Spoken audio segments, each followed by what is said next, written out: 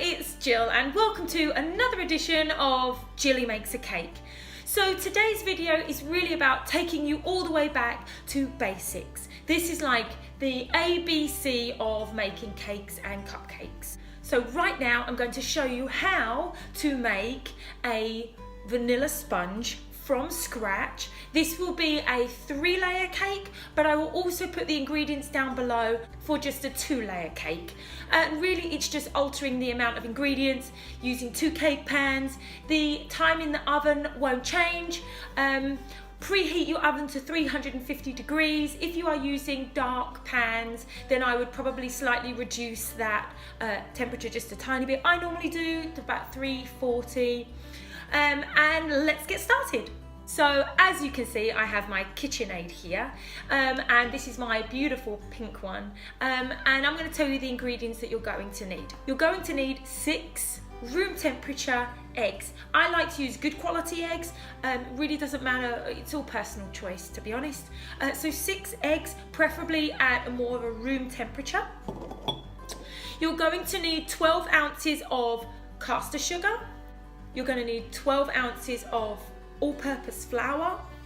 You're going to need 12 ounces of room temperature butter, and this is where we're going to begin. You're going to put 3 sticks, 12 ounces of room temperature unsalted butter into your KitchenAid. Let's put that in there, and we're going to start this. We are going to blend this until it goes kind of white.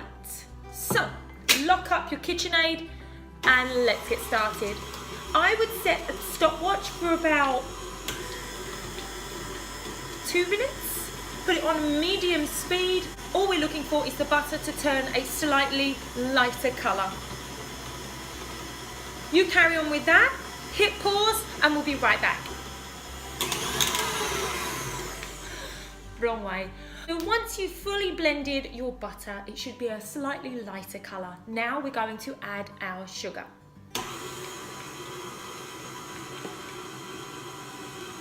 12 ounces of caster sugar. Remember, this is going to be for 3 layers.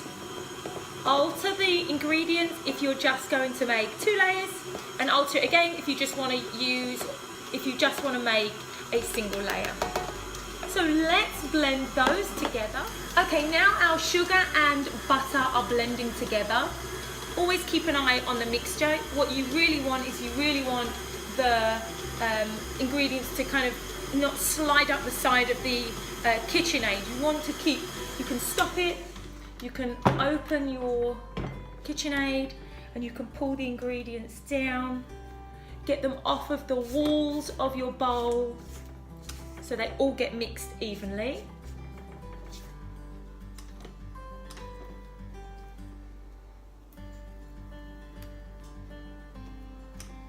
Perfect. Perfect, perfect. Okay, the next step, we've now beat the butter, we've added our sugar. Now what we need to do is add our sifted flour. Make sure that the flour is sifted. You're also going to add baking powder. My recommendation is to sift the 2 together, so that means it's even all the way through. So let's go ahead and do that, and for this I tend to use my little KitchenAid guard. It just stops the flour from poofing up all into the air, and we want a nice even blend. I tend to use a spoon to just spoon it into my little slide here, my little KitchenAid chute. Always keep an eye on your mixture. Should be forming now more like a dough.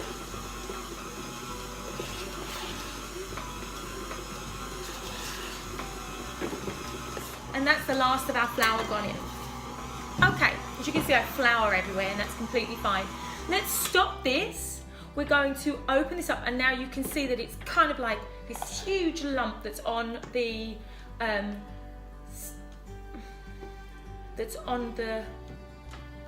mixer.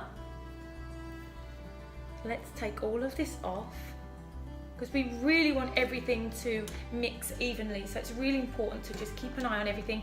Take your bowl off, and then you're going to get everything down from the sides. Sometimes with a KitchenAid if the hook is not low enough, there is a little adjuster underneath where you can bring the hook to just hover above the top of the bowl. You really need to keep an eye on those levels too.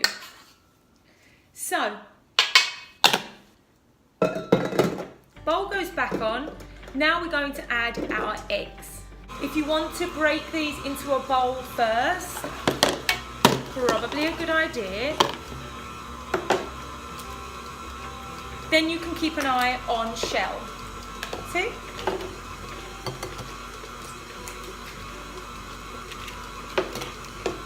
Great.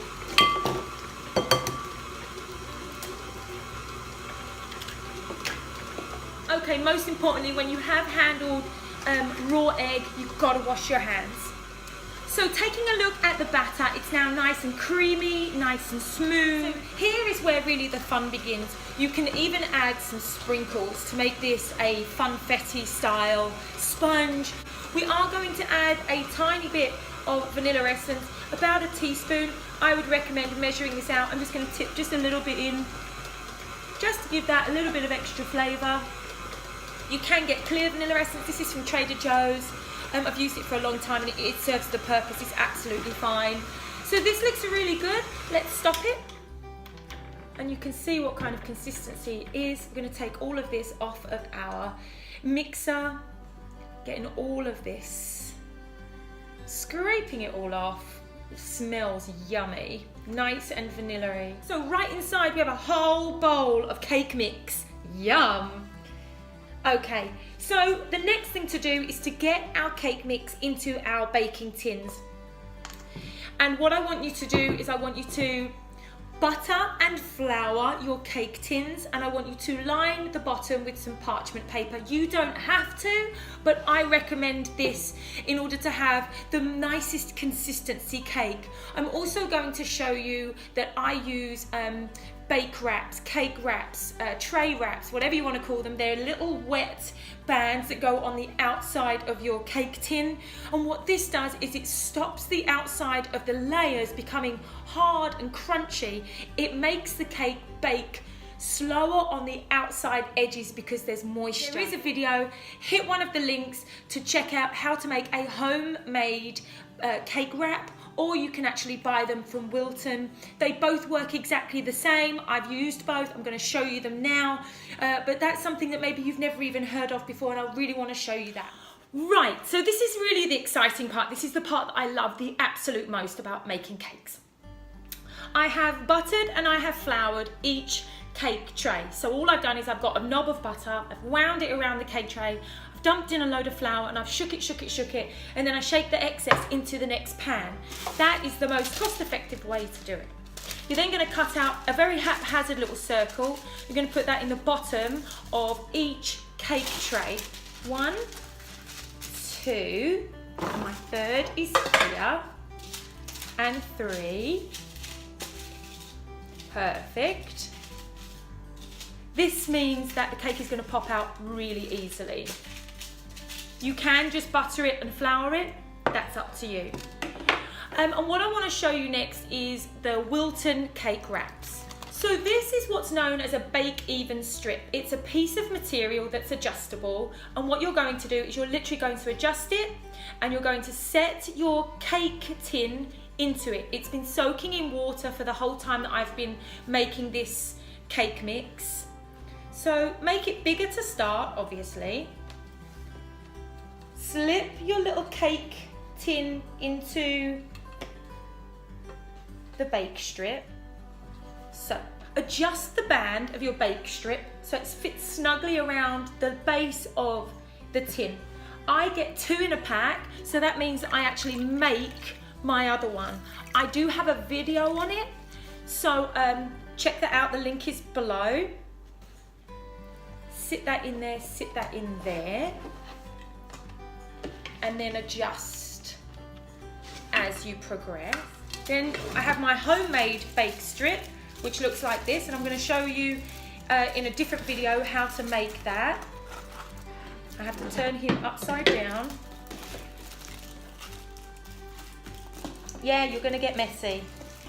That's just the way the proverbial cookie crumbles, I'm afraid.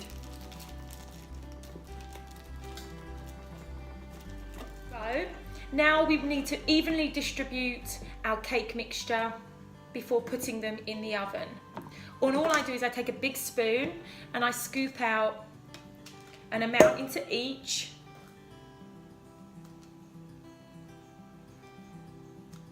You want to get it even. You don't want one cake that's like a really small layer and then the rest that are really huge. So a nice big spoon will do the job. Now what I want you to do is I want you to even out each of these cake pans, and that literally just means that you're going to have to just flatten them down, turn them around.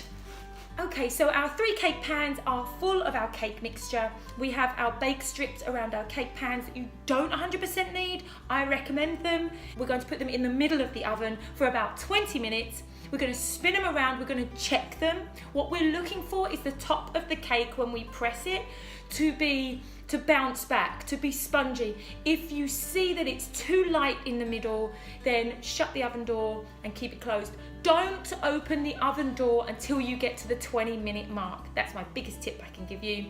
Once your cakes have baked, we will be right back, and I'm going to show you how to get them out of their pan with a really easy trick so that we don't ruin our cakes and all the hard work that we've done. Okay, so guys, put your cakes in the oven and I'll see you in about 20-25 minutes. So we're back. My cakes were in for 20 minutes at just under 350.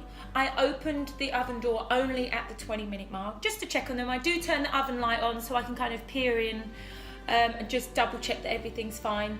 So I then had a look at them and I touched the middle, and the middle was a little bit kind of soft, a little bit too soft. So I added 3 minutes to my timer. Maximum you want them in is 25 minutes, and that really should be enough. So the next stage is really the important stage. It's really getting the cake out of the cake pan. Now my pan is still pretty hot because it is fresh out of the oven. The other 2 are just sat on the oven, they're just cooling down. I've opened the front door so the breeze can come in. Now we did prepare our pans correctly before we put them in, so that's a really super important step not to skip, because they will stick. Even if the pan says it's a non-stick pan, it will stick. Now, because we used the bake strips, the cake has cooked evenly throughout. Now normally a cake will be domed. I've shown you a way how to make a cake that has not domed. It's pretty much flat. I normally bang the cake mix before I put them in the oven, but I didn't do it as well today because my neighbour downstairs is home and I don't want to disturb her. So I didn't really bang it as hard, but that's something that you can do before you put the cakes in the oven, is just to make sure they're nice and level, maybe with a spatula or something like that, but you can bang them, put some tea towels down and bang the cake pans and they do flatten. I have a little bit of a rise, but I don't have a huge dome, and you'll notice that the sides are still pretty close to the edges. Take a really sharp, clean knife and just work your way carefully around the outside. Don't rush it. That is my biggest tip. This is the part of the process that really takes a little bit of love and care. Put your cake and cake pan down, take your cooling rack, and you're going to flip him upside down. We keep the little piece of kitchen paper there because the less mess we need to clear up, the better. What we're hoping for is that this little bad boy has just literally fallen out onto the cooling rack. But the top of it is a beautiful golden brown, and the top and the sides are exactly the same. So this is my second cake. I'm just waiting for the parchment paper to cool down just a tiny bit. And we want a really lovely, soft, fluffy cake. Careful, careful. Take that there. So again, the bottom of it is beautiful. The edges, can you see that they're so soft? That's all because of the bake rack. Don't forget, I'm not a professional. I do this for fun and because I love it, and I really hope that you do too. If you haven't subscribed, hit the subscribe button and leave me a comment down below. Let me know how you get on. My name is Jill. It's been a pleasure baking these basic vanilla layer cakes for you, and I look forward to seeing you soon. Bye.